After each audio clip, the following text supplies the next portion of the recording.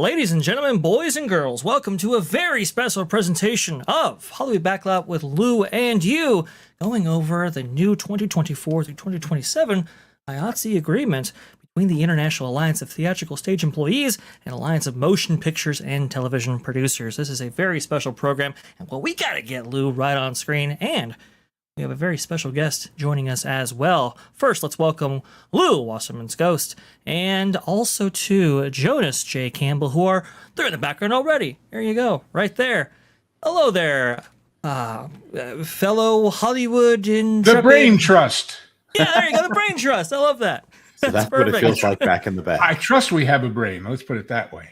Hey, Barry Place and Jillian are both here. That's awesome. Ooh, and Mando. Ooh, DL Fendel. Wonderful, wonderful, wonderful. Fantastic. I love it. I absolutely love it. Thank you so much for joining us on this special presentation here. Lou, we have so much to go over here. We're also going to be answering your questions, by the way. We'll probably hang on to questions when we're in the meat of it, but don't worry. I'll go ahead and start them in the background. That way we get to as many of them as possible at the conclusion of the in-depth breakdown, because there's going to be a lot to cover here. But Lou, why don't you go ahead and begin us off with, I think you wanted to go ahead and start off the show. Because I've actually negotiated a few of these over the years, there is some industry, or at least style-specific language and customs that you will see as we look at this thing that you won't understand at all until right now I explain them to you. First of all, Hollywood contracts run for 3 years, and they are staggered amongst the various portions of the employees of the biz, like the writers, like the actors, like the directors, and like IA, which is the everybody else's, basically. And the reason they stagger them is so not everybody goes on strike at the same time, even though it seems like that's what's been happening lately. Because of that, and because this thing until literally officially today was not ratified, that means approved by the vote of the members, but just the proposal as it stood, all the copies we've got have some really strange stuff in them, and that is about how long it lasts. And every single time they have to mention the term of the contract, they have to do it in a very cumbersome way, and that is this. The contract runs for 3 years. The contract starts on August 1st because that's the month that it rolls over to the next contract. But when you're in the proposal section and it's not officially written in stone by a vote, you have to be cagey with that. Why? Because a lot of the terms for how people are employed in the biz are by the week. So what if your week spans the first of the month?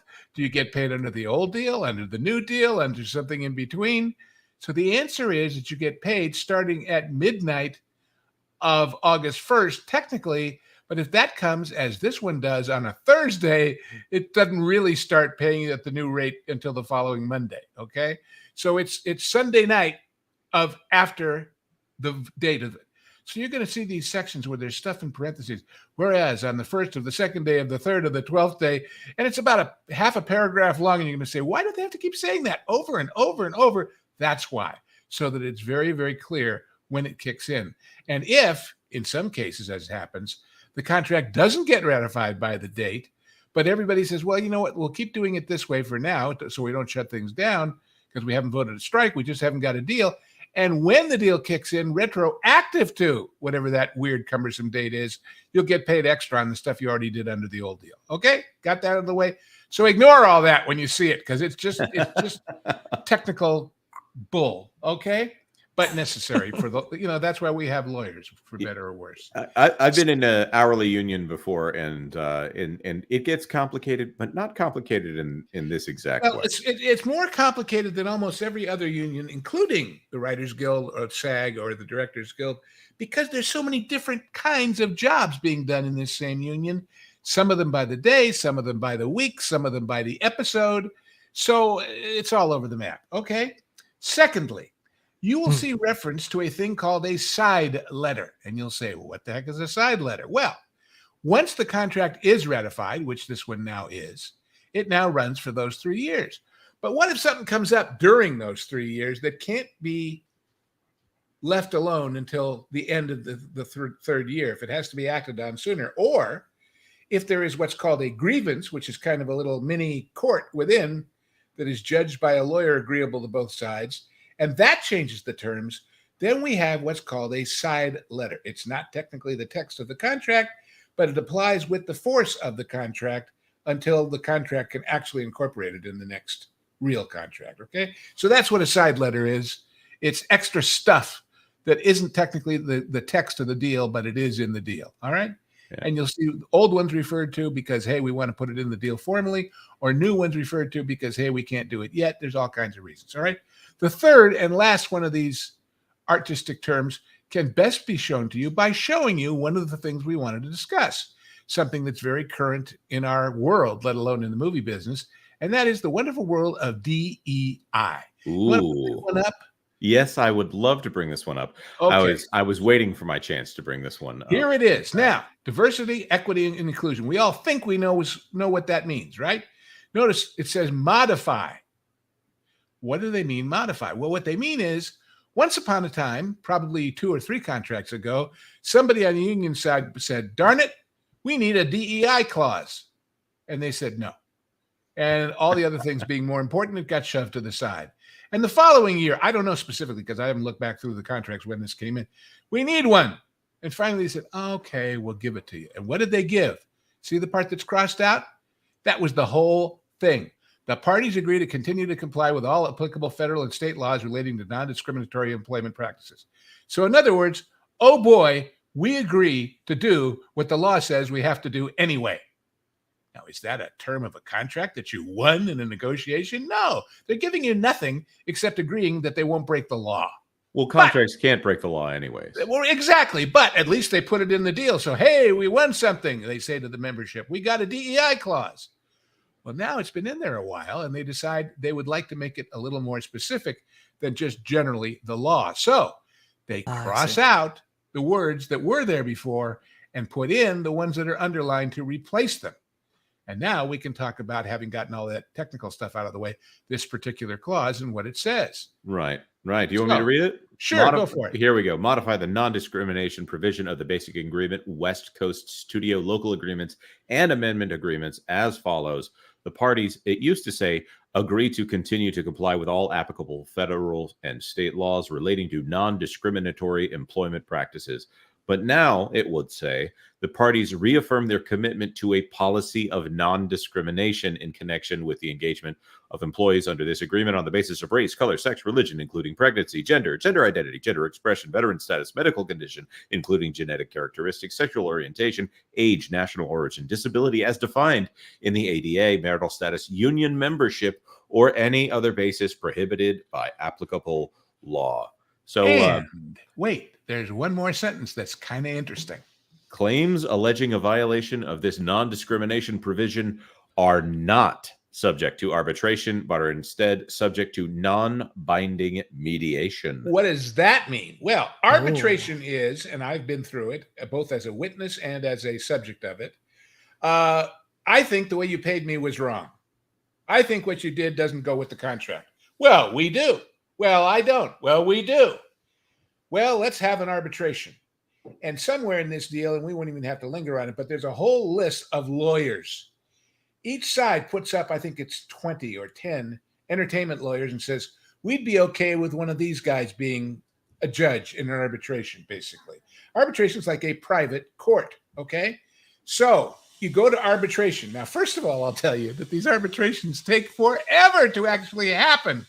And usually when it's been 6, 7, 8, 9 months and the date is finally set, sometime about a week before the actual date, you get a phone call if you're the subject, as I was, and they say, hey, how would you feel if we just cut a deal with them that you get, and it was in this case, I think I was owed technically about $8,500, and they wanted to give me about $3,500.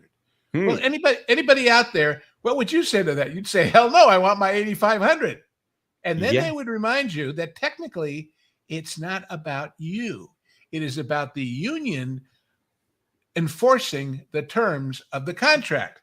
Because the sting in the tail is, if you take the $3,500 instead of the $8,500, we will agree that it is binding arbitration. In other words, this same issue that we ran afoul with will be decided in the union's favor from now on. See? So you're buying a binding deal with a discount, basically, okay? But if this says it's not subject to arbitration, but instead to non-binding, it says whatever deal you may make doesn't apply anywhere else. It only applies to the one case, and we can do it to you again. Right. So from a legal standpoint, we might say that it doesn't set a precedent. Exactly the right words. That's what that's about. So that's kind of interesting. So watch. 3 years from now, I bet you the cross out will be that, and it'll say it is subject to regular arbitration. Or maybe not. Excellent. But that's how these Excellent. things progress.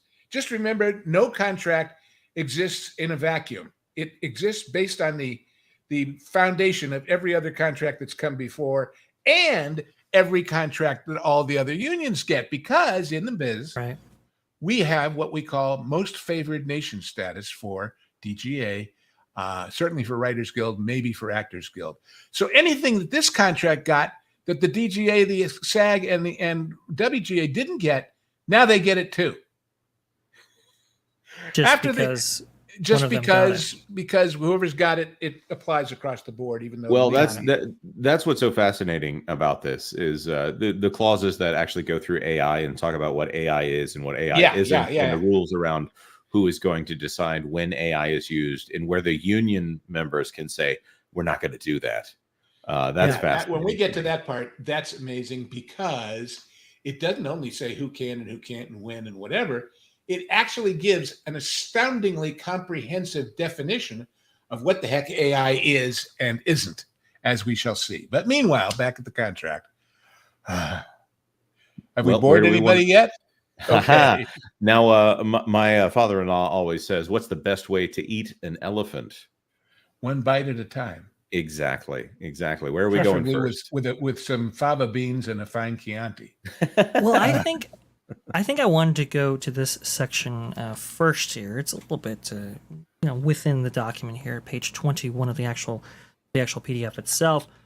I think it's 23 on the digital form, or however you want to separate those. It goes under courtesy housing. The reason I want to start here is because, Lou, you were talking about this in lead up to this actual program and saying how transformative this specific section is, and I do think you are correct. Jonas, if you want to go ahead and read that or bring that up, or you want me to read it? You can read it. Yeah, I can probably summarize it easier than going into all the details if you'd rather, guys. It's up to you. Well, you go ahead. I think it's on page 14 of the document here. It says here on the summary 21, but I don't know. No, that's totally fine with me. I'll move it. All right, but anyway, here's the deal, guys. For as long as I have been in the biz, and in particularly the last 15 years, shows have shot longer and longer and longer days, and people have died. Yes, you heard me right. Died, let alone be injured, because they were just too pooped to pop. And when finally, after 12, 14, 15, 16 hours, they said, okay, you can go home now, they drove off a freeway.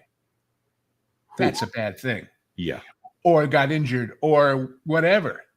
And all members of all the guilds, because remember, even writers, sometimes this might apply to, although not as much, but it certainly applies to actors, and it certainly applies to the Directors Guild, because you have to remember the Directors Guild is not just a director, it's the assistant directors, the unit production managers, and whatever time you send everybody home, they're there to sign everybody out and pick up the pieces and be ready for the next day. So they're there an hour longer than everybody else. So there have been efforts in the past to somehow put a limit on just how much you can wear people out, basically without penalty. This contract has made a leap in that's astounding. And what it basically says is that after a certain number of hours, and exactly when it kicks in depends, and it's not as great as we'd all like it to be, but the fact that it exists at all is stunning after how hard they have resisted it. Either at the employee's choice, they can have, all right, watch my car, keep security on it, give me an Uber ride home, and have another one pick me up the next day to get me back to the set on time. Yep. Or we'll take you to a local hotel and provide you with lodging and still get you to and from, and security on your possessions. Now that means some of you may have seen the show that Vash and I did about the zone, the 30-mile zone, which contains places that are not considered distant locations. Well, this applies to the zone, but it also applies to the studio. Even if you're on the lot, and it's getting to be 14, 15, 16 hours, whatever it is. It varies slightly. And you say, you know what? I'm pooped. I can't do this anymore. And I can't do this and get back here in time the next day with any kind of compos mentis. If I do, give me a room. They have to. And not only do they have to do that or give you a ride to and from or both, it has to be printed that deal exists on every single call sheet. Now, the call sheet is the daily schedule of what are we doing today, what pages, who's got to be here, what time do they check in. It's got to be printed on that call sheet, and a specific person working for the producer has to be designated as the person who coordinates all these rides and rooms and what have you. That's huge. That is monumental, folks. Yeah. And it's also expensive. And of course, just let me say that the reason why there are penalties built into contracts for things like going past a meal period or going so many hours without a break or whatever is not to encourage them to do it. It's to discourage them from doing it. Right. That's always fascinating. There are two stories that come to mind on that. It used to be daycare centers, for instance. There would be a lot of parents. There would be one or two that would show up late at the end of the day, causing everyone to be late, because you can't abandon a child there if the end of your shift has happened and there's still kids there. And so what ended up happening, they said, okay, well, we're going to charge a fee for every hour that you're late. Well, at that point, it was transactional. And so the parents would just, instead of feeling guilty and getting there as quick as they can, they instead said, oh, well, I'm fine paying the extra. So see you tomorrow or whatever. Not saying see you tomorrow in actuality. Well, yeah, right. But at that point, the charge absolved them of the guilt. The question that I want to ask you, Lou, is this threshold right here, when an employee is required to work in excess of 14 hours in the studio zone, how difficult is it to get to 14 hours on a TV or studio set? Well, it's easy to get to that many hours, because remember, that's not the hours between action and cut. That's the hours from the time you're supposed to show up to the time they let you go. And let us say, for example, we're making some little show, insignificant little nothing show that nobody cares about, called The Acolyte. How many hours before the camera ever rolls does that person have to get there to be put in makeup and hair and costumes? And how many hours do they have to take off for lunch in the middle? And how many hours? These things, I mean, there are cases, and it goes all the way back. I mean, Boris Karloff becoming Frankenstein was a 4.5 hour journey. And he was making $500 a week on that movie. Period. Okay. So now a great example is Worf on Star Trek. Oh yeah. That he was there. I don't know the exact number of hours, but if the call sheet was if we start shooting at 8 a.m., that means that he had to get there at 4 a.m. in order to get into makeup, which means that the makeup people had to be ready for Michael Dorn before he got there. Exactly. And the ADs had to be there before that to sign the makeup people in and sign the vouchers and say, yep, you clocked in. Yep, you clocked out. Everything ripples. For example, when I was doing some very well-beloved and famous sitcoms, if most of you maybe can imagine, if you've ever been to a shooting of one or if you've seen some pictures, the set for your average sitcom is what's called the home base and the swing set. So that means you've got the house, the front porch, maybe the bedroom, maybe, well, yeah, but off on the right side, I don't know why it's always the right side, but it is, unless it's a stage with a door in the wrong place, is the set specific to that week's episode, which could be as simple as a different house or a backyard. I have done shows where that swing set is a lake with boats in it and reeds in it and ducks in it. I've done one where it's a crappy little town in Mexico with a donkey and 4 chickens. Now, we shoot the show on Friday night. Because I'm good and the crew's good, we don't shoot till 4 a.m. like some of these morons do. And we're done at about, let's say, 10:30, 11 o'clock at night. So within the next hour or so, everybody on the regular crew is ready to go home. But there's a whole swing crew waiting to come on. Why? Because they got to take out that set and take out the scaffolding and the lights and the booms and everything involved with that set and bring in the one that starts on Monday. They're there for a certain number of hours too, aren't they? So all I'm trying to say is there's so many different duties and things around a movie set or a TV set that overlap and that have, in addition to the actual shooting time, which, remember, your job is to get through pages. How many pages a day can we get through of the script tells me how much the movie's going to cost. When they bring me a script and they say, make us a budget, I have to look at it and I can say, well, if you do this scene on a stage, which won't look as realistic because it's an exterior, you can get it in so many days. But if you do it out in Lake Piru, it's going to take a day extra, and you're going to have several hours of transit to and from every day, and security overnight while the rest of the crew is gone, and all the rest of that. So this is not a 9-to-5 business. This is not a manufacturing business. This is, well, the best description I remember is, remember when all these companies, well, Cap Cities, but also Coca-Cola and Sony were all buying movie studios? Directors Guild had a strike one year that lasted, I think it was 45 minutes technically, because we knew what we were doing. but our president of the guild at that time, and I could go on about that all day, but and it's true. You got to remember, as a general principle, folks, these studios, these companies, they don't like each other. They're technically negotiating as a united body, but no, they're not. And I could tell you stories about that too. But my point is, our president at the time, Gil Cates, read a speech that was actually written by Lionel Chetwynd. And he said, one thing these industrial companies don't understand about Hollywood is that the capital equipment goes home every night. Mm-hmm.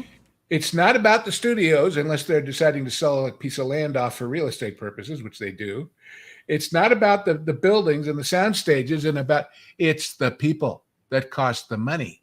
And these long days, they're real. They're real because, as opposed to, well, and you'll see in other parts of this contract, the wages go up after a certain number of hours to what we call time and a half and double time.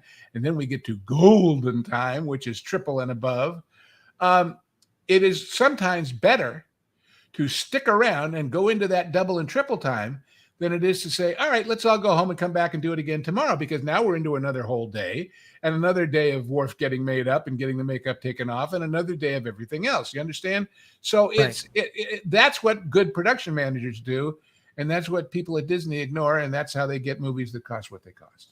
I actually wanted to go over that double time, triple time allotment there, because I think that's significant. I could not find the section within the actual 71-page document. So I got you. But before that, let's talk about what's going to bring up golden time, if you don't mind. Sure. First of all, please. One aspect here, Juneteenth is officially added as a holiday in the West Coast studio local agreements and amendment agreements. I have no problem with Juneteenth as a holiday. I think there are some early attempts to go ahead and co-opt some of the things that people would agree with to try to make it into something that not everyone would agree with. I think that the fact that it falls in June, for instance, people are trying to add some extra elements here when it needs to be good. It's a celebration of the official end of slavery in the West. Well, yeah, fine. But the issue of it being a holiday, it's no different than when the federal government makes a certain day into a holiday. I know as a kid, there was a point where our family really got shortchanged because we had a family business and it worked 6 days a week. And so my father and my uncle, who were partners in the business, traded off. My father took Mondays off and my uncle took Saturdays off, which was great for us as a family, because while everybody else was going to a lake or a desert or a seashore or someplace, leaving Friday night and coming home Sunday night to be at work Monday morning, we were offset by a day and therefore got in a lot of places for less money and more time and less crowds. But that's just sort of the mechanics of things. As far as it's a gimme. That isn't really a big deal. Now, of course, I guess what's significant about that is that they'll be increasing holiday percentage pay, unworked holiday percentage pay from 4% to 4.583%. A little something. But also, once it's in the deal, you plan to work around those holidays, and you just don't work those days if you don't want to pay the money. Right. Exactly.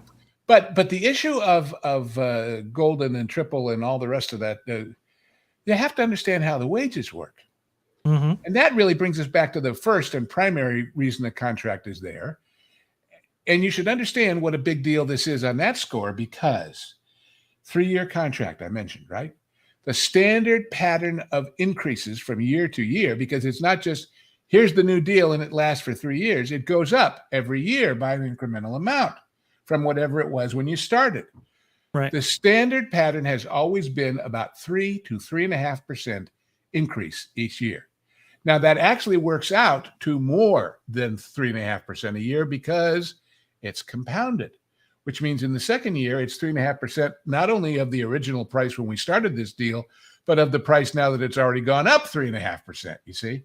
So I read one guy in one job, and I forget which job he was in, who said that this new deal, which is 7.5% the first year, 4.5% the second year, and 3.5% the third year, that this new deal actually wound up being for him by the end of it about $11 or $12 an hour increase. That's a lot of increase over 3 years. I bet most people listening to this would love to have an $11 to $12 an hour increase in their pay over the next 3 years. That's amazing. But it's huge. Now, the reason they did it was because everybody's been out of work because of all these strikes.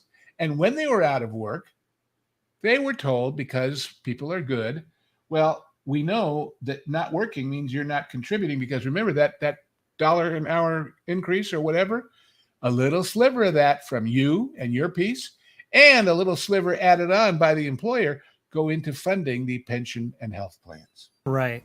And And this so contract is they're trying to make up for the fact that what they basically told everybody out of compassion, and rightly so, all right, you're not getting any work, and therefore no contributions are being made, and therefore technically you're probably not qualified to get the benefit, but we're going to give it to you anyway. But where do they get that money? It comes out of the reserves in the pension plans and the health plans, and those are regulated by the federal government. And they tell pensions, because there have been shaky pension plans over the years in all different industries where people say, well, we're a little short. Why don't we steal a little from the pension plan? Nobody will know. So they have to be funded to a certain percentage of their potential liabilities, or they're in violation of federal law, and the feds come in and take them over and manage them, and there's all kinds of hell to pay. So they didn't want to do that. But now they've got what is estimated to be a $675 million hole in the IA pension and health plans. Uh-oh. So they got to fix that somehow. Well, part of it will come out of the increased participation in these increases, but another part of it is a different section of the contract we're going to talk about. Ooh, Well, are we very gonna- interesting. That's what I'm asking. Do you want to go there now or go there later, or you tell me, guys, which piece Are do we you want to doing talk golden time, or are we talking about the domestic views calculation?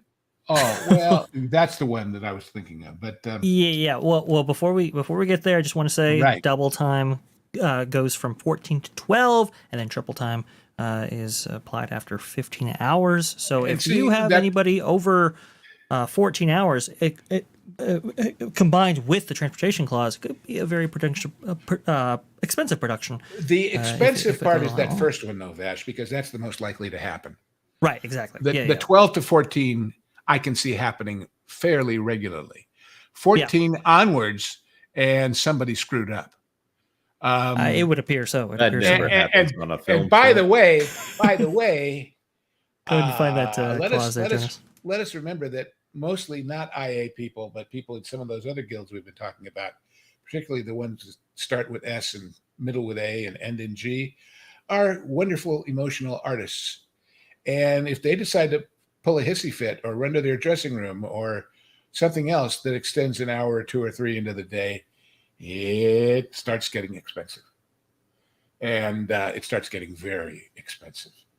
I think this is the time we should start talking about the streaming side of this, because in the lead up to the strikes, especially when it comes to the not so much the Directors Guild, but the Writers Guild and Actors Guild, this was a big source of contention between the guilds and how these residuals would actually be paid out in a streaming world, where these things aren't necessarily premiering on in a traditional TV format or even on like linear television or your traditional outlets for this They're content. boldly going where no one has gone except for the last year or two before. Exactly, and that wasn't listed out in previous agreements.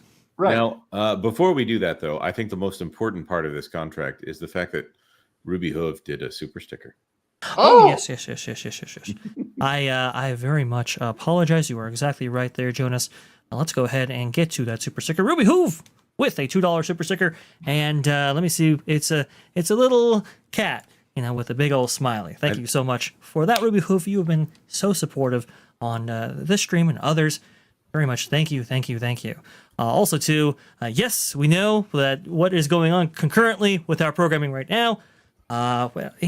We are just thankful that you are here to join us in, as we are doing this stream. And if you're watching on the replay later, which, hey, this will be on T3PO going forward. Thank you so much for enjoying us that way as well. So don't worry. We don't. Thank God for the internet. You can watch replays when you want to. That's right. And who you want. And God bless America. Anyway,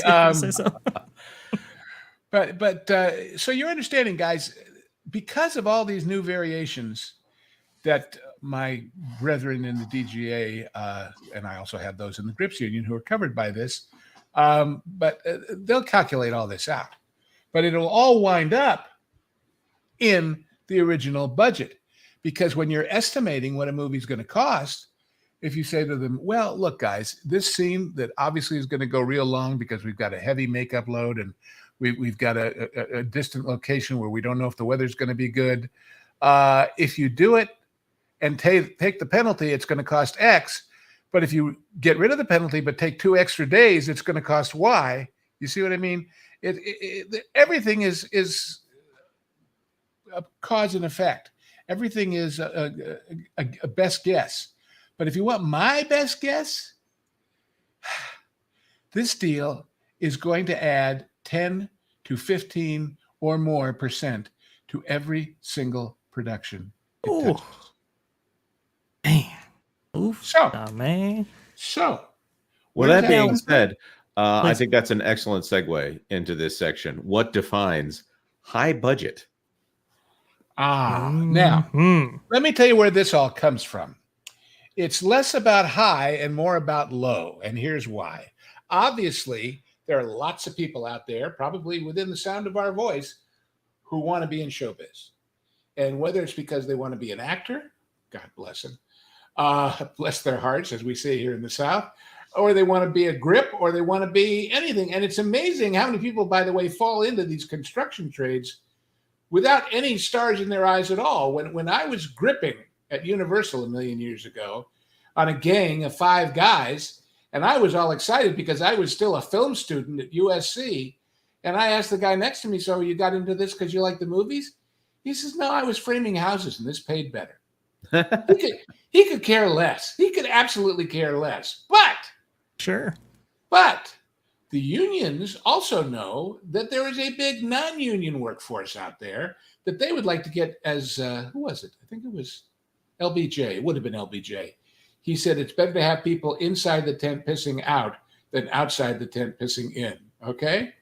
So how do you get into a union? Well, there's various ways depending on what the union is, and most of them involve working non-union and being able to prove the hours. In the Directors Guild, you have to work a certain number of shows, a certain number of hours to get onto what they call a qualification list and then work more. And qualification, well, how do you prove it? Well, you bring the pay stubs and you bring the call sheets that say, yes, Jonas J. Campbell was the second assistant director on The Acolyte. The Acolyte. God save you. Dang it, Jonas. Anyway. Guys, I tried really hard on the lightsaber fights. I tried so hard, but they wouldn't listen. So somebody has to evaluate those credentials because some people will lie. I know you're amazed. And some people will actually counterfeit pay stubs and call sheets. One guy, or maybe it was a girl, but I think it was a guy, as one of his proofs that he actually worked on the show. Some people will fake that too. He showed his crew T-shirt that they gave him at the end of the show. Oh, really? Yeah.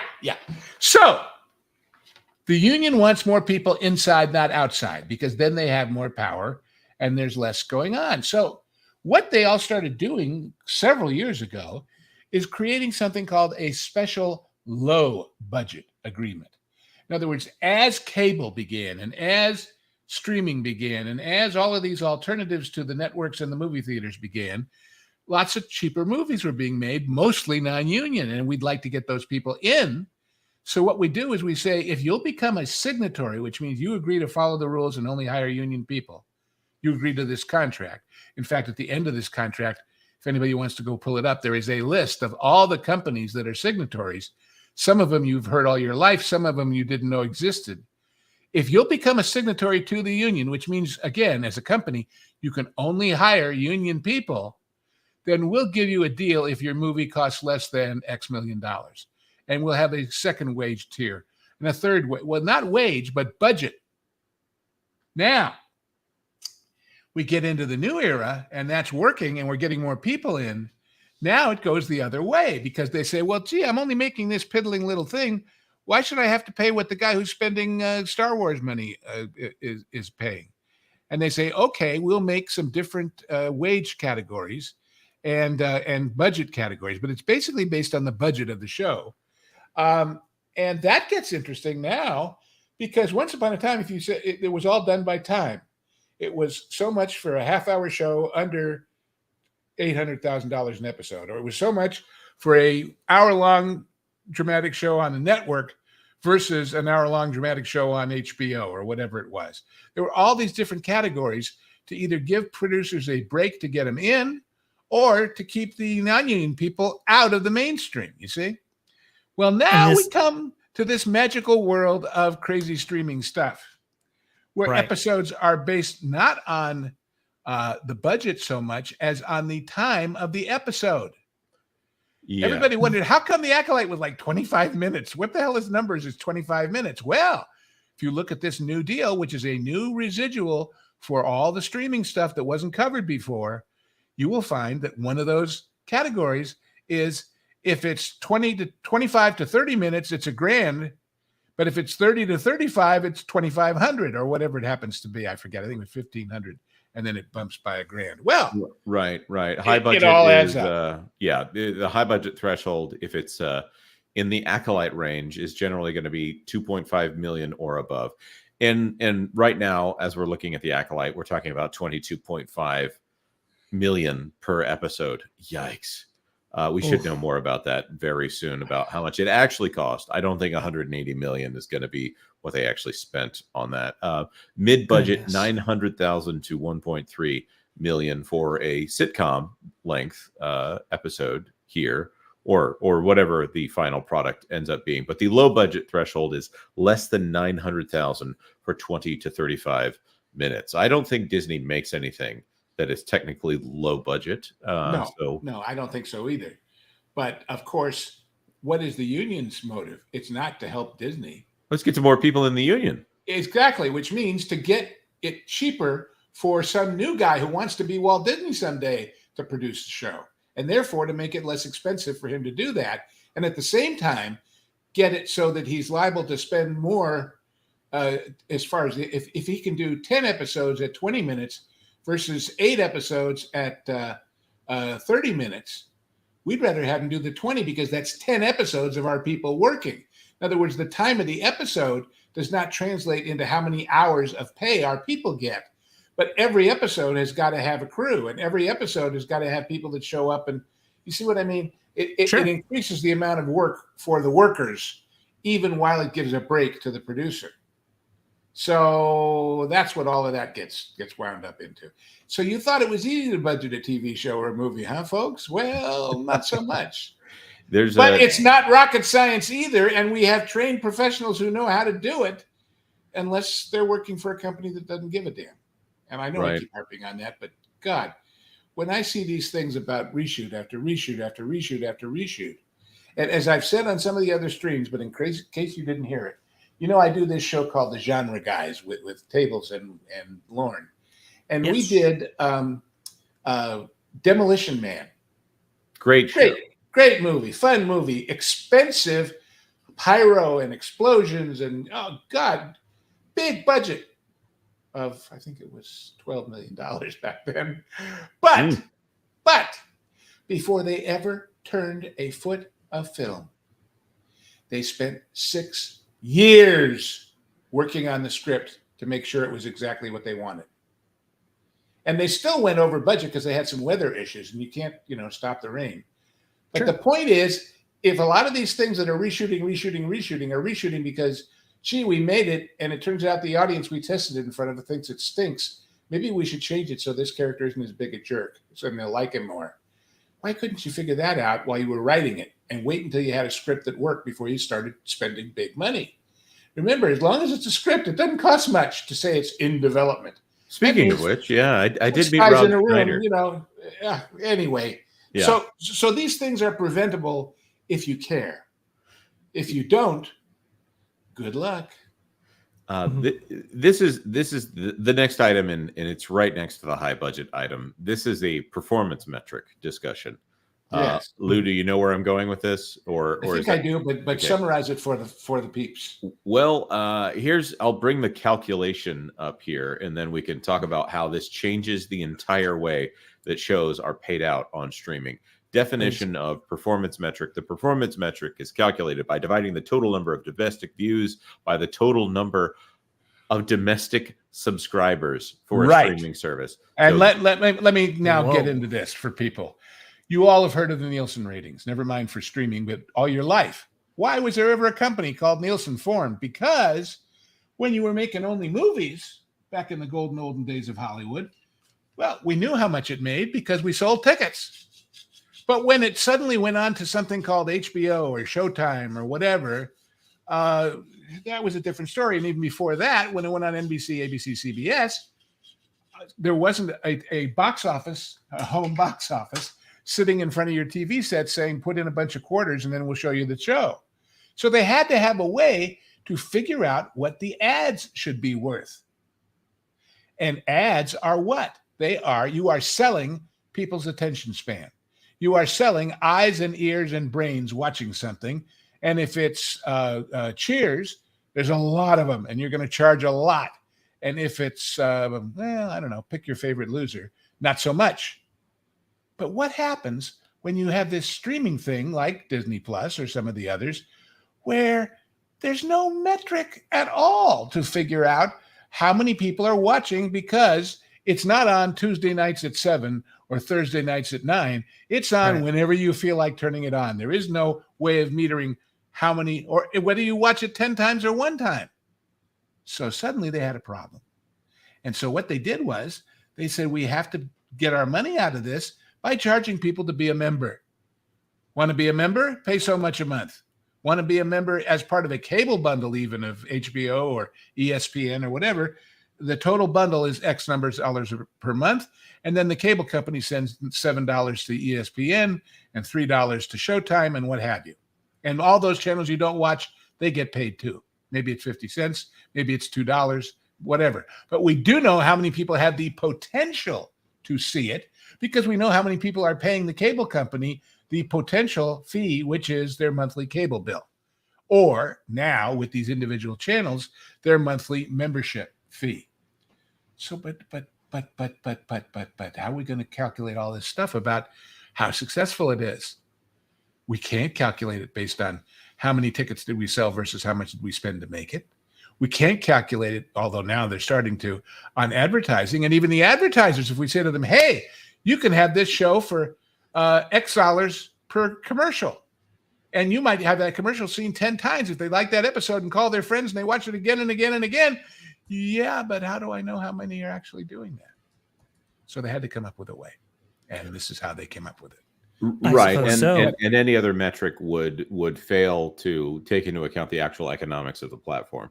If it's just views, if a subscriber comes in and watches, let's say they watch The Simpsons nonstop on Disney Plus, it would be unfair to do it based off of the number of minutes that they watch, unless they cap it out for how many minutes there are in a month and then divide that by the subscription price. Maybe that would work. But if it's just viewership, then all of a sudden you have the platform paying for shows that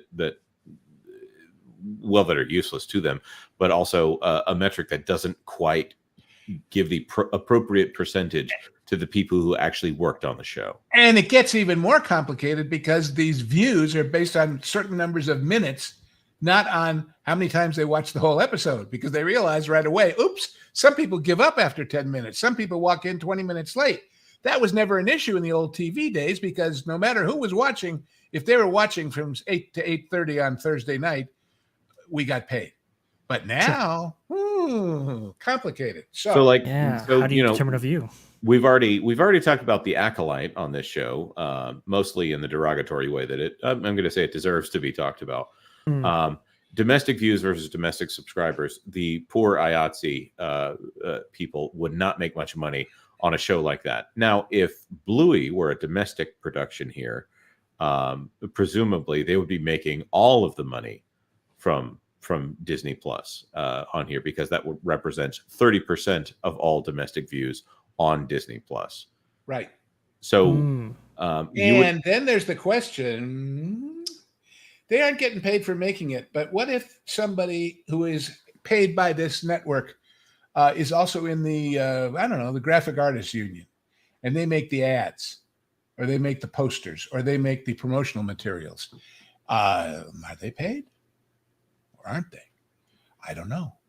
I don't know. This to me, the situation in streaming, and this is the thing I always like to bring up, is that right now, okay, these new shows, they'll do okay for a little bit, but generally speaking, it's not the big new shows that are really the money makers for the streamers, and it's not the big new shows that are really pulling in people. Like, people will show up for a House of the Dragon, people will show up for Game of Thrones, people will show up for Orange is the New Black, if I want to go a few years ago, or but Suits. what people Or old shows. That's the other side of this. They will stay and they will watch those old shows, those long-running shows that have been around forever. Those are the ones where the streamers are actually getting people to stay. So Hulu is an excellent example of this, and Tubi and Pluto, and there's another free with the Roku channel. All those other dwarves. The ones, yes, that's right. Oh, wow. That's what they should do to fix Rachel Zegler and make it relevant to today. make them Hulu, Tubi, Fubo, Roku. Tubi and Hulu and Bluey and all those other dwarves. Right. With an F, not a V. I just want to point out here, though, Golden Girls, when I was doing my research on streaming and Hulu and the Fox merger and all of this, there was some statistic that some ridiculous percentage, like 30% of people that started the Golden Girls ended up binging the entire series within 80 days, a majority of them within just a few weeks. Something I might point out they never could have done during its network run. Right. They would have could have watched it twice a year, once when it came on in reruns in the summertime and once when it originally played. Right. It would have depended on when their schedule allowed it, and then eventually TiVo. And if they had a large enough TiVo, maybe they could get the entire series on there. Meanwhile, if there was enough rotation. But meanwhile, Jonas, get this. A guy I knew who directed a lot of shows with me had directed in the early part of his career soap operas.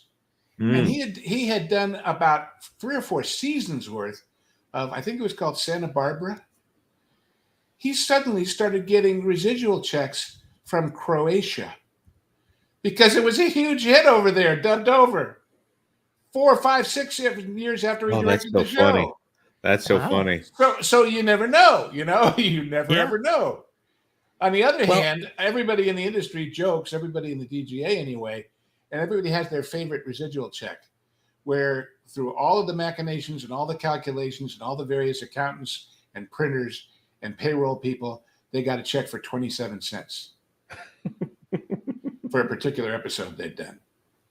Incredible. And it happens all the time. On the other hand, we used to know a lady who worked at Universal in the Black Tower who only handled checks over $1 million. So that's so funny. When you think about a 27-cent check is a check that has cost more to send to you than the value of the check, because the stamp to send it to you is, and the envelope, especially now, and the printing, and they bought a program to print that, and in the time of the person who had to, usually in this case, physically sign it, So it is a drain on the resources. It costs more in the saliva used to lick the envelope. Right. Now, I think we are forgetting something about this whole conversation, specifically around subscriber numbers, because yes, this calculation looks on the surface to be pretty straightforward, but this is all predicated on, well, streamers necessarily providing that subscriber data. Now, I believe There that you go. paragraph- That's the sting in the tail of There this. we go. They're There going to it have is. to tell the truth. This is the streaming for Disney Plus version of the English tax break stuff that we found out about the budgets of the movies over there. right. This is the you have to tell the truth or else. Yeah, it says right here in that that last paragraph on this page, for purposes of determining the performance metric bonus contribution, the SVOD or streaming video on demand service shall determine the number of domestic subscribers as of July 1st of each year of the agreement. Now, Lou, does that information become public? Well, how honest are the people in the office? That's a fair point. Let me put it this way. In these days, putting aside the movie business, in these days of computers and hacking and what have you, if somebody puts the numbers in a machine somewhere, it's public, as far as I'm concerned. If it ever gets into a recorded medium of some kind, there may be punishment if you leak it, but that doesn't mean it doesn't get leaked. And let me ask another question. July 1st. Okay, so as of July 1st, a magical, mystical streaming thing called Frisbee Plus has 20 million subscribers. And then they come up with this new show. And then they come up with this new show that premieres on July 2nd called The Whack-A-Lite. And it's a huge hit. And they sell 83 million zillion new subscribers. But those people get paid when they worked, based on when they worked, which means they're getting paid on the old numbers as of July 1st. So there's all kinds of crazy room for is the word shenanigans in this thing? Oh, Yeah. Hollywood accounting. And it's a brave new world. And you remember all those arbitrations and whether they're binding and all that stuff I talked about? Oh man, is this going to keep the lawyers busy? Oh, I actually had a question on this one. There's a chart in here. Contribution rate by exhibition year. Does this mean that the contribution rate goes down the longer that something is on the platform? So first of all, this. If I were to do anything on streaming right now, I would want it to be an extension of an existing sitcom that gets packaged into the existing syndication style deals. Are you talking about as an employee or as a producer? As whatever this is, because I would think this would be as a well, but this is how much the producer contributes to the pension and health plan per worker covered by the contract. Right. So the person receiving the money, in this case, this being the employee, this being the IATSE member. No, the IATSE members. But the pension is getting this money. It's not going to the employee. This entire plan is to fill that $675 million hole and beyond. I see what you're saying now. Okay. And let me ask you another question. If that's the case, which it is, and you don't make enough that year to qualify for the pension plan, but the pension plan benefits, but you don't get bupkis. Because you have to understand, folks, I don't know how many of you out there work with a pension plan of some kind, but every pension plan that I know of out there, including the ones for the Directors Guild, the Writers Guild, Screen Actors Guild, all of them are based on you have to make X number of dollars per year to so-called vest, or so much every quarter to keep your health plan going, right? Not IA. IA is based, and I've mentioned this several times, but maybe it'll sink in with some people who sort of missed what I was talking about. IA is based entirely on the number of hours you worked during that quarter or that year to qualify to get the benefit. Now, back when television shows ran for 23 or 25 or even 30 some odd episodes, well, you would get close to making it for the year. And if you got a pilot or you got a couple of commercials or a couple of days as an extra hammer, as we call it, you'd make your number. But now that the episodes are only 8 episodes or 10 episodes, Does that mean you have to get 2 or 3 series in order to break your net? Maybe. And what if you don't? Well, sorry, you didn't qualify. Right. This is something that I actually think is worth pointing out. Like, for instance, the Frasier reboot. What that sounds like, if you just think about it, is, oh, well, they made another season of Frasier. When in actuality, I think that's like 10 episodes, which is less than half of what would normally go into a season. A season would normally be something closer to About 24. 24, 25, 26, someplace like that. Right. And was when I did it. Well, I wasn't trying to get that out of you, but yes. Yeah, I only did one. I filled in 1 week for somebody, but even so, that was fun. Nice people. But I guarantee you, all of them, and not just Kelsey, are getting paid a whole hell of a lot more per that 8 or 10 than they ever got for the first season of 24 or 26. Oh, absolutely. And now that's been renewed for season 2, which is funny because it's season 2, which I believe would technically be season 13. They don't do the thing where they bring back most of the main characters, like the difference between the Cosby Show and Cosby, may his career rest in peace. Or pieces, as the case may be. Yeah. But it's probably going to be another 10 episode season, and will go on Paramount Plus, which means it'll probably end up on Max or some other streamer, whoever receives what's left of forgive me for being macabre, what's left of Paramount. That's the way it is. But I'm not even certain that that's true, Jonas, as far as it being a Paramount owned thing entirely, because it might be the producers separately. So we'll see. Anyway. I think where we need to go from here would be to AI. But before we get to that section, I just want to go ahead and get this super chat right here from It's Neil89 with $2. Thank you so much. Another good news: Halo show got canceled. Huzzah! Yes, I saw that. I mean, if you're looking at this contract, you can see why. Well, maybe those lost leader productions, like The Acolyte, for example. I think that's what you were alluding to, Jonas, earlier. It's going to be very hard to justify these ongoing seasons and so forth for these shows, because I believe this contract actually stipulates as well some benefits related to if you have a second season, third season, etc. Right. It's going to be well, interesting to see. And of course those are there because the stars, the actors, and the writers and the producers are all getting a bump in the next season. So the IA wants some too. That's all. And if we could just point this out, when Halo first started, it was something that had Steven Spielberg and Peter Jackson attached to it. Yeah. And if streaming hadn't come along, I think we would have eventually gotten something very different. Hopefully, with the death of this series, someone can come along to give gamers what they probably. And you do understand, guys, as much as they may be multi-zillionaires, they got paid for their name being attached. Oh yeah. Yeah, no question. And it may not have ever moved forward without their names being attached to it, which is why they're worth paying. So, if the motivation is, well, I read your script from this Halo thing, and I really thought it sucked, and I don't think we want it. Oh, but I got Steven Spielberg and Peter Jackson. Oh, well, wait a minute. Come on back. We'll make a deal. So that may be why it failed, because it may not have been worth doing without that in the first place.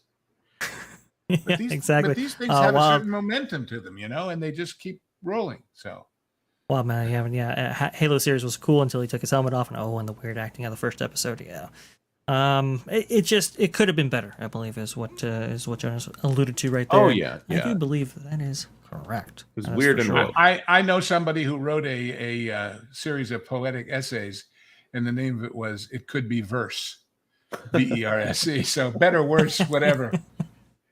That's funny. So this is the big one, folks. This is the one that people are talking about the most, and they should be, because, well, artificial intelligence is not only going to change the game, but I think this is the first time that a contract or agreement between the Alliance of Motion Pictures and Television Producers and basically any of the guilds has gone into this much, let's say, clarity in terms of definitions. Let's talk about why that is.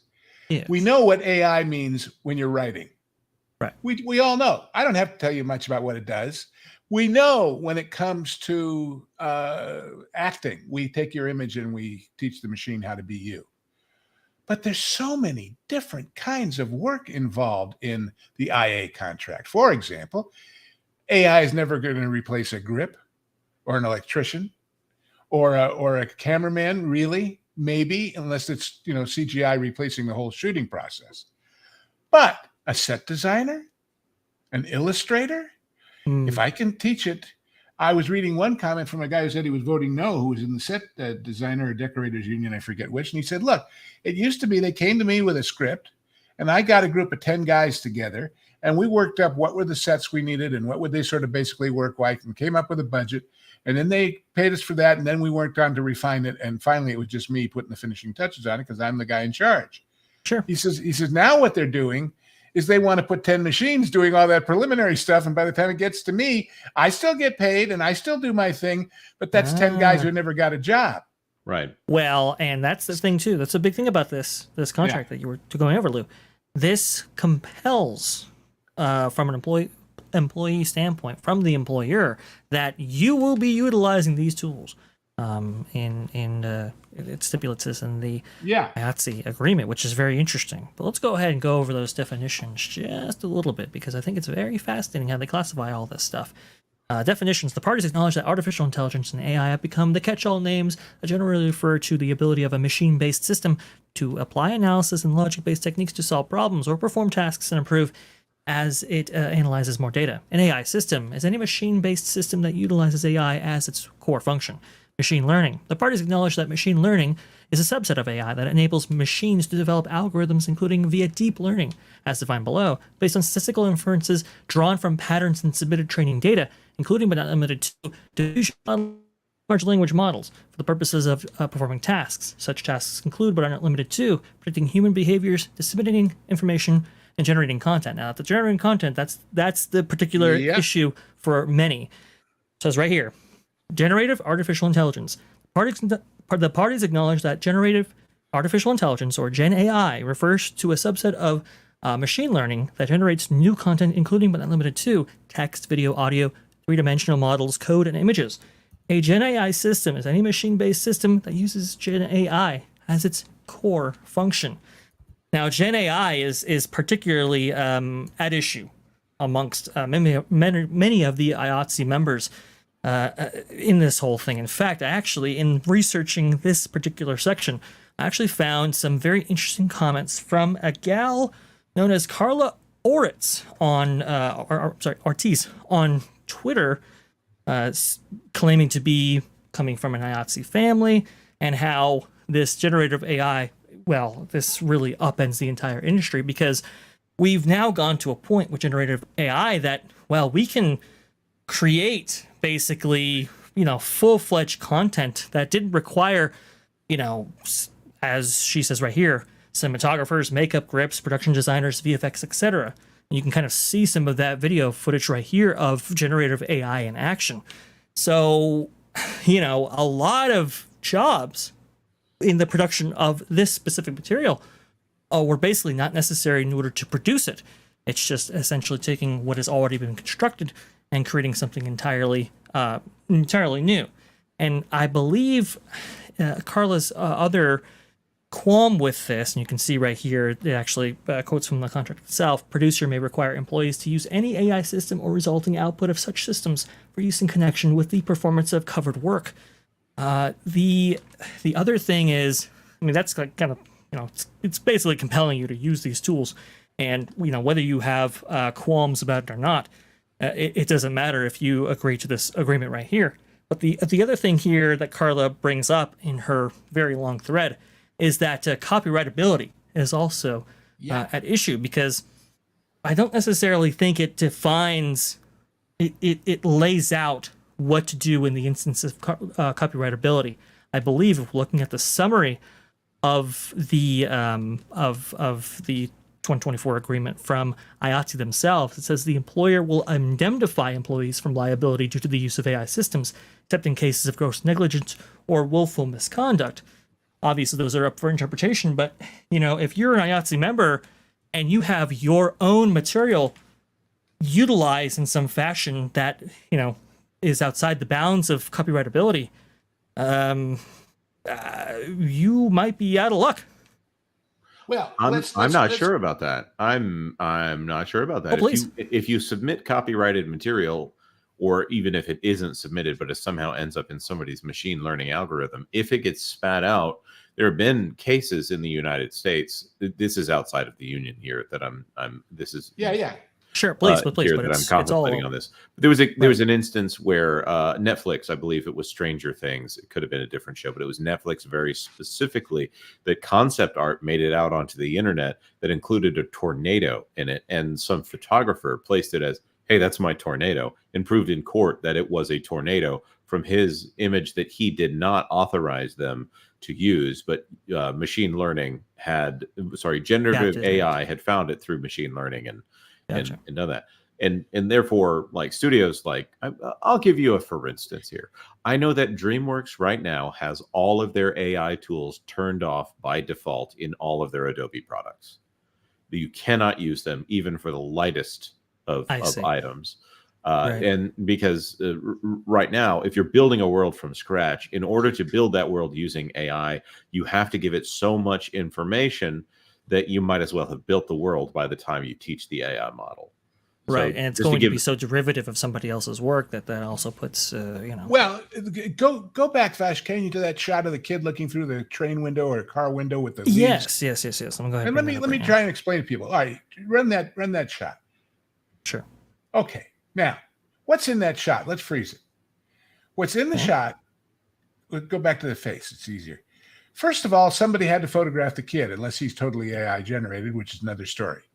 Second of all, they had to light him, and they had to make him up, and they had to get him in costume. So you can imagine all the AI jobs that were involved in making that original shot. Now, the script said the kid looks out and sees this fascinating, glittering world of leaves or whatever they are. I thought they were leaves the first time. Now I'm thinking magical sparkles. But anyway, somebody had to make the sparkles, either in a computer or go out and photograph me some sparkles, and we'll put the two together in a machine. But now we've got this composited, and somebody else making a totally different picture says, I like the way that looks. Can you do me that? Only put this guy's face in it? Sure, I can. Well, now we don't need all those makeup and hair and costume and lighting. Exactly. And those people aren't relevant anymore. Right. And it's not just those people. It's the people who support them. It's the craft service guy who pours their coffee. It's the AD who checks them in. And by the way, staffing for ADs on second units and things like this is based on the number of bodies on the stage. So do we need 10 or do we need 15 or do we need 20? That may mean we need another second AD. And that means he may have to get there an hour earlier, and we go back to that other discussion. So you see how this stuff snowballs from a couple of simple pieces. If they get used again, it's a brave new world, but you got to be brave to get into it. I'm gonna point out, I'm fairly certain that the boy is completely AI generated. Okay. Yeah. Yep. But did they generate it? Did they generate it just saying a cute kid with big round glasses, or did he show him a picture of his cousin's kid and said make him look like him? Right. Well, model consistency is something they can do now between shots. You'll notice a lot of these AI videos that end up on the internet, they'll have trouble with consistency between shots, or even if some of the newer AI models that are out there before Sora becomes public use, you'll see somebody will actually change appearance quite dramatically, even within 10 seconds.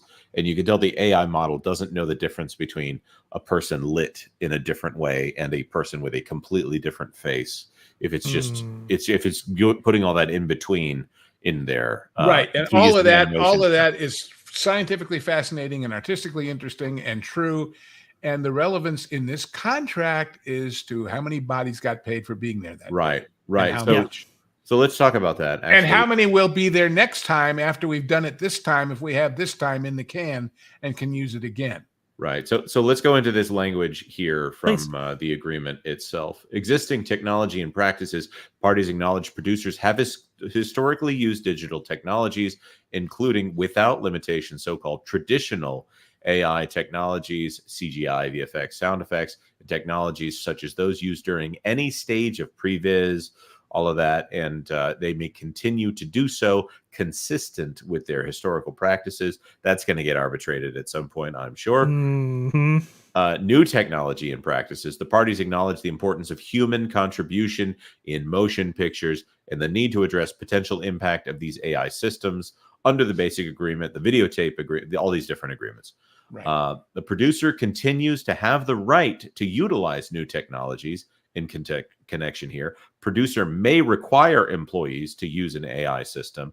Employees who are assigned to utilize an AI to perform the services, including by inputting prompts or otherwise, shall continue to be covered under the terms of the agreement. So even if you are an AI user, it sounds like you will be under the agreement. Does that sound correct here?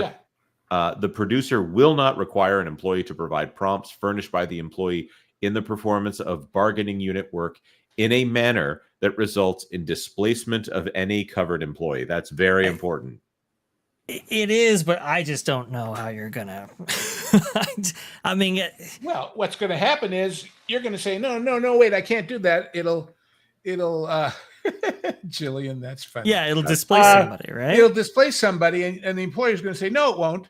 Well, let's let's go to arbitration and fight about that. Remember that year I told you it took to get to arbitration? When they cut a deal, they cut a deal. Meanwhile, you get labeled as the guy who raised that issue. We don't want to work with him anymore. Get somebody else. I just don't know how they can even determine the displacement of a covered employee. I think that question. Clause is a bunch of. But all the clause is not defining it. The clause is saying it's an issue worth discussing someday.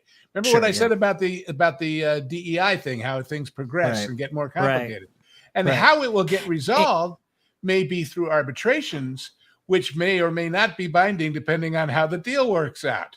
And so all of this, meanwhile, what they're worried about, the people who wanted to vote against this and did and lost, is meanwhile I get labeled a guy we don't want to work with anymore because I brought this up. It's all well and good to say I'm entitled to bring it up, and they can say, great, let's go to arbitration, but not with you. Thanks, bye. Right, and that's a very good point. You don't want to be labeled as difficult or known as the guy who cost them money when they're trying to get the thing done. Let me repeat again a personal anecdote. Everybody has to have a resume out, even though this business it's silly, except as a list of credits that people know you have some experience. My resume startled and amused everybody I ever gave it to, because it started out by saying, since I know, aside from credits, the most important qualification you're looking for to hire me for this job is the he's not an a-hole qualification. He's not a jerk who's a pain in the ass on the set. Therefore, here's a list of people I've worked with who will vouch for that. And that's what I did. And they called people and said, what about this guy? And they said, yeah, he's okay. Don't worry. He's not going to rock the boat. And if you didn't get the job, they were taken off the list, right? Well, who knows which one they went to? I gave them half a dozen to choose from, but still, cover your bets. I want to note this. Likes you, so you got to cover your bets. I want to note the specific section because I think this is an agreement made with the understanding that this technology is changing and changing at a rapid pace. They do have some language in here that I thought was, comforting. How it'll actually work in the real world is to be determined. It says right here, joint industry-wide meetings. The parties agree to meet at least semi-annually during the term of the agreement at the request of the International Union to discuss and review information related to the producer's use and intended use of AI systems in the production of motion pictures covered under applicable agreements. To the extent that such information has been made publicly available, topics for the meeting shall be identified in advance. Each producer agrees to meet quarterly with the International Union on a company-by-company basis during the term of the respective agreements at the request of the International Union. At such meeting, producer will identify any significant emerging technologies utilizing AI systems that the producer is using or intends to use in motion picture production, which may affect persons covered by these agreements. Because producers' current and future technology may be discussed during these meetings, in order to protect producers' proprietary and or confidential information, trade secrets, and intellectual property, and International Union agrees that its representatives participating in these meetings will be limited to a reasonable number of individuals. Essentially, it is kind of saying, look, even though we kind of hash this out now, well, obviously this is a 3-year agreement. So in order to keep up with these emerging technologies, we're going to handle this, or at least the intention behind these clauses is to handle this as these things become an issue, not, well, in 2027, we'll go ahead and review it And then. if we come to an agreement, it'll become a side letter, those things I told you about before, and be added to this. You see? In other words, if we Gotcha. all agree on something, that's where the side letter part comes in. We don't have to wait for 3 years from now to actually incorporate it. It gets incorporated by side letter. Right.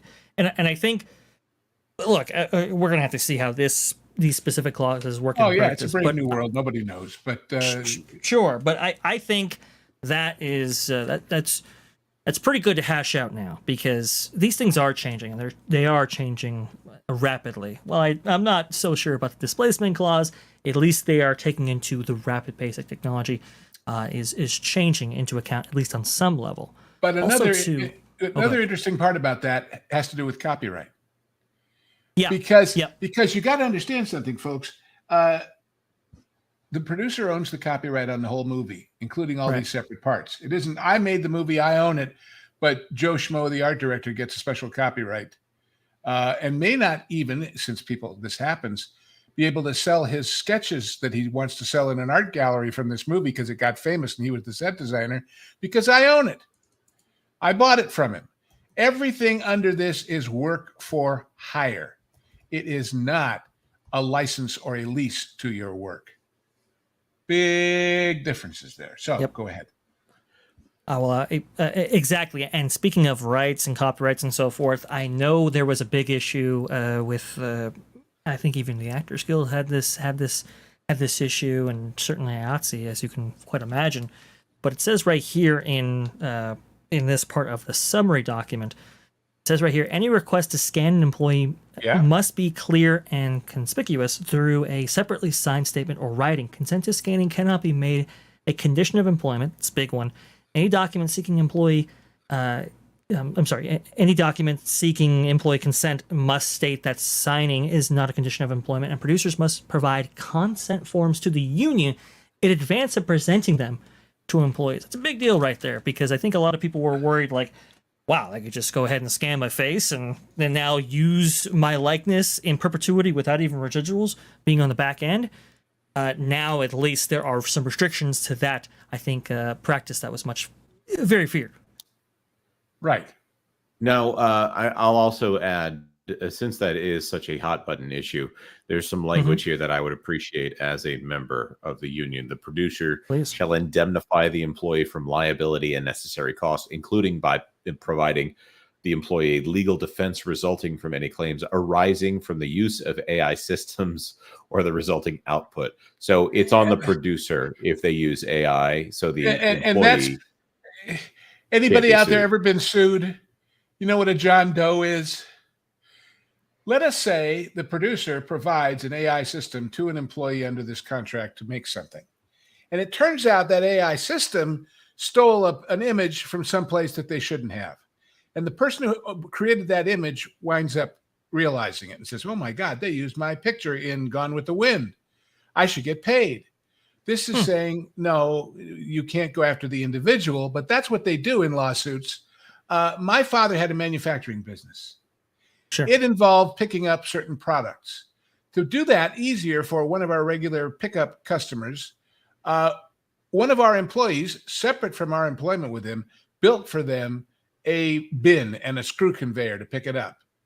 And he used pieces of steel that he was able to get. And one of them was a screw conveyor piece that happened to be lying around our backyard that my father said, $10, take it, go ahead. Because it was good for us, it was good for him, it was good for the whales.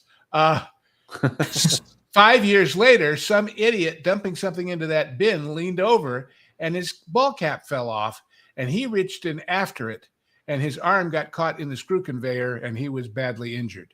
Oh. And one day we get listed as John Doe number 28 in a lawsuit because we sold the guy the $5 piece of steel that went into the machine that all those years later injured him. Now, did we have to pay anything? No. Did we have to pay for a lawyer to defend us? You bet. And that's the kind of liability stuff that is the bread and butter of every ambulance chaser in the world. And it's not just industrial accidents. It's stuff like copyright too. So this says if we give you the tool and the tool's got something stolen in it, they can't sue you personally. If they do, we'll cover the cost. There you go. Even So- if it's proven to be malicious. See, that's what Yeah. the contract says, at least. Yeah. Yeah, well, we'll see how these things work out in the real world. That is for sure. Well, we are coming up to just about the conclusion of our program right here. But, well, this show is called Hollywood Backlot with Lou and You, and I want to go ahead and get to some of the comments that I've been accruing this entire time right here, working back, because I think, well, they're fun. At least Jonas is getting no stick this evening. Bless him. Is Pro hiding somewhere? Well, he was in here before right there. Jonas, better watch out. Are there some random clips that we could just throw in here while I'm talking? Yeah. Well, no. But you haven't got that contract, Jonas. If it turns out they were stolen from somewhere else, yeah, you're on the hook. This is why compelled. Pro trusts me, is because I tell him when he gets on my nerves. That's friendship right there. That's fantastic. I love that. Tom F. Is deceased actors can be in new stuff. Is that allowed? What do you think here, Lou? If the actor's estate sells it to him, yeah, sure. Yeah, that's. But then the question would be: remember what I said about once it gets in the system? Well, I paid you to use your great grandfather's image, and we're good. But somebody at the computer place stole the image or the data or whatever and made an orange juice commercial out of it. You can't sue me. Oh, yes, I can. Oh, no, I can't. Let's go to court. There Who it is. knows? Who knows? And I'm telling you, I mean, maybe in that instance, Jonas, that you were referring to, the judge maybe was able to parse out the copyrightability of that and provide the claimant his due or whatever. That's a possibility. But from the cases that I've seen just nationally, judges have been just like, well, if AI used that, that's how it is. We need more clarity in this arena. We need to find another judge. Lawsuits are. Yeah, well, that's very true. Some of these guys, they've been on the bench for maybe a little bit too long. That's all in the discussion. The Wild Man of Yavin says if we can actually see the streaming numbers, cannot wait to see the streaming numbers for Acolyte Season 2 then. Beautiful. LOL. Oh, yes, actual studio numbers for this, I think it would destroy them. Yeah. Yes, because remember that was what Kathleen Kennedy said. We can do these things under the cover of darkness, and nobody knows how successful or unsuccessful it was because those metrics are behind the wall. Right.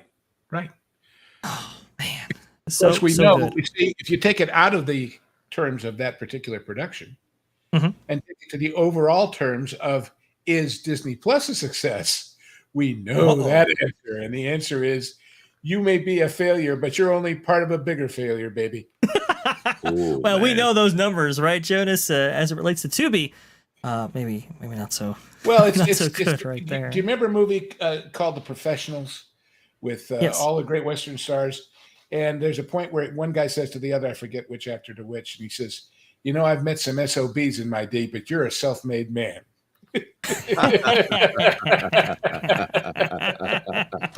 That's fantastic. Great line. The Wild Man of Yavin comes back and says, we need a holiday every month, IMO. March and June. August are missing out. Yeah, well, whenever I was in the union, it was always I had countdowns on my calendar for when the next holiday was happening, and after you get into that February, March, and April timeframe, there's not many holidays there. It's a long, long way from May to September, or whatever that song is. Nobody knows that song. So true. Had a couple of super chats come in. Let's go ahead and let's say thank you, Disney Fan 55 with $10. Thank you so much for this. Hey. Thank you for another fantastic Hollywood Backlot with Lou and You show. Congrats on the 2K subs. And by the way, some of you up there, thank you very much, may not be aware that we do this kind of thing on a more generalized basis every Sunday at 2 p.m. This was just a special show because of this special situation. And there's still a contract out there lingering, by the way. The Teamsters are still in conflict. That's right. So, but they're not. That's not as complicated. So that's about money, maybe. It never ends. It never ends. The Wild Man of Yevon with $10. Thank you so much. If this is good night, I just want to say I appreciate all of your perspectives, especially Lou, as a fellow USC alum. Fight on. Fight on, by all means. University much of love. South Carolina. Southern California. No, And definitely when I South went to Carolina. Beverly Hills High Just School and being everybody weird. was going to Harvard and Yale, it was known as the University of Second Choice. So, but not for cinema. Not for cinema. On that We excel. have, I think a clarifying question is needed right here. Tom F. What local for Teamsters? Oh, I can tell you in a second here. Yeah, we'd have to go look up our No, I article. actually have the article open. So Oh, local okay. 399. Local 399. Wait, There you everybody's going to get Local there. 399. Your pizza is ready. Yeah. Yeah. Would you like it Lou, to go for your truck? Anyway. And just bring it to the lazy boy. Yeah. I believe Steve Hall has said this in some of the comments related to genre, guys. I want to go ahead and leave this for last year, Lou. Lou, unrelated question. You guys reviewed Where Eagles Dare recently. Might I suggest 3 of my favorite World War II films to consider in the future? Tora, Midway, or Das Boot? Now, wait, Steve, are you talking about the Chuck Heston Midway or the more recent one? So, Yeah, that's which I really like the Chuck Heston, which we sort of kind of touched on when we talked about Sense Around and its use in Roller Coaster, because that Midway was one of the others that employed Sense Around. Roller Coaster? You mean Roller Coaster starring George Segal and Richard Widmark? That's the one coming soon to a movie shelf near you, Jonas. That's right. That's right. That one was in Panavision. Yeah, but the sound was Once Upon a Time. Wonderful Sense Around, which has, of course, the great Lalo Schifrin score. And by the way, if you look at the credits, not only did he do the music, he did musical Sense Around cues to add to the rumble of the roller coasters. Amazing guy. Amazing guy. I got to go to his birthday party a while back and hear all of his great scores live. That's cool. That's great. I love that. Absolutely fantastic. Well, thank you so much, gentlemen, for joining me here on a Hollywood Backlot with Lou and you. Lou, always absolutely grateful to do these shows with you. Jonas, thank you so much for joining us for this very special report. Couldn't have done this without you because, man, oh man, there was a lot to digest here, folks, and hopefully we've simplified it in some ways, made it more complicated in others, I'm sure, but at least you and those who view this later will have a basic foundation as we go on into the future and more contracts turn up, which they inevitably will. Absolutely, 100%. So thank you so much for joining us here on this stream. If you're on the rewatch, thank you for rewatching us. Also, too, this show is, like Lou mentioned before, is regularly scheduled for Sundays at, 2 p.m.? 2 p.m. Right? live. 2 p.m. 2 p.m. live, that's correct. So you can go ahead and join us at our regularly scheduled time. You want to give them the email for the questions, too? Yes, you know what? That is that's a good point right here, because we love to have these questions in advance. That way we make sure we can get to them while we're on stream. That's t3ponline@yahoo.com. Just go ahead and use that email to send me your questions, and we will make sure we answer those. I know we have 2 long form ones that we need to get to. We will most likely do that on the next program. What's the next genre, guys, here? The next genre, guys, is Ace in the Hole. Ace in the Hole coming up in... I want to say 8 hours. Got to get cracking on that bad boy. If you haven't seen that movie, guys, this is the one that threw Tommy and Lauren into a total state of depression. It really did. Because it's so funny that that's the one, because this week on the first run on the Pro Channel, it's the same director in a totally different mood with Some Like It Hot. So there you go. Fantastic. I can't wait. It's going to be a lot of fun. So, hey, if you haven't subscribed yet, go ahead and hit the subscribe button right there. Like this video if you did like this video. Also, share us out. It does help us against the YouTube algorithm. Turn those notifications on. That way you can be notified of every new genre, guys, Hollywood Backlot with Lou and you, and all of our exclusive content that we have on T3PL. Thank you so much for joining, and have a wonderful day. Thanks, guys.